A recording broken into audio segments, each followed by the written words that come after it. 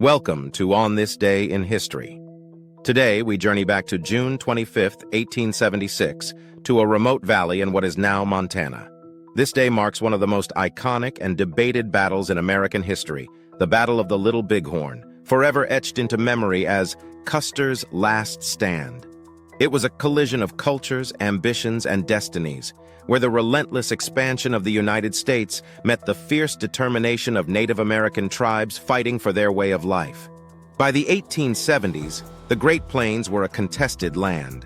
The U.S. government sought to confine Native American tribes, particularly the Lakota Sioux and Cheyenne, to reservations. However, the discovery of gold in the sacred Black Hills, promised to the Sioux by treaty, led to an influx of miners and a surge in military presence. Chiefs like Sitting Bull and Crazy Horse refused to abandon their traditional lands and gathered a formidable force of warriors along the Little Bighorn River. On this fateful day, Lieutenant Colonel George Armstrong Custer, a flamboyant and ambitious Civil War veteran, led the 7th U.S. Cavalry in a reconnaissance mission. Driven by a desire for glory and perhaps underestimating the strength of the Native American encampment, Custer made a series of critical decisions. He divided his regiment into 3 battalions, including his own command of around 210 men, and pushed ahead, intending to surprise the village.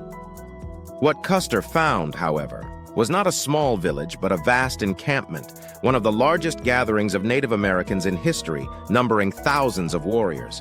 As Custer's detachment advanced, they were met by overwhelming numbers of Lakota and Cheyenne fighters, led by formidable warriors like Crazy Horse. The battle was swift and brutal. Custer's command was quickly surrounded and annihilated on a ridge overlooking the river. Not a single soldier from his immediate command survived.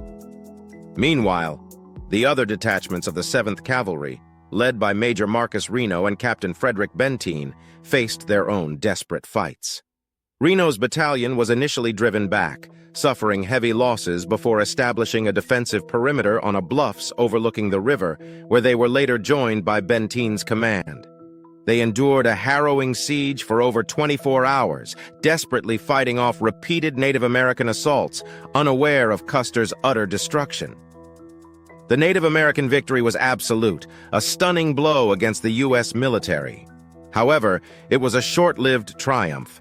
The sheer scale of the defeat shocked the American public and fueled a national demand for retribution.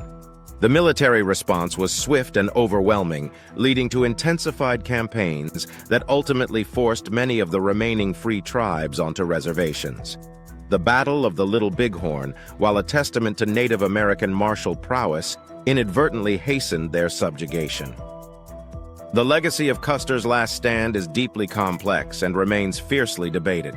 For many Americans at the time, it cemented Custer as a heroic martyr, a symbol of westward expansion. For Native Americans, it was a desperate victory against an invading force, a moment of fierce independence in the face of inevitable loss. Historians continue to analyze Custer's actions, the Native American tactics, and the broader context of broken treaties and territorial disputes that led to this tragic clash. Ultimately, the Battle of the Little Bighorn on June 25, 1876, serves as a powerful and poignant reminder of the brutal realities of the American Indian Wars. It's a story of courage and miscalculation, a stark symbol of a defining conflict in the shaping of the American West. For more deep dives into pivotal historical moments, make sure to follow us.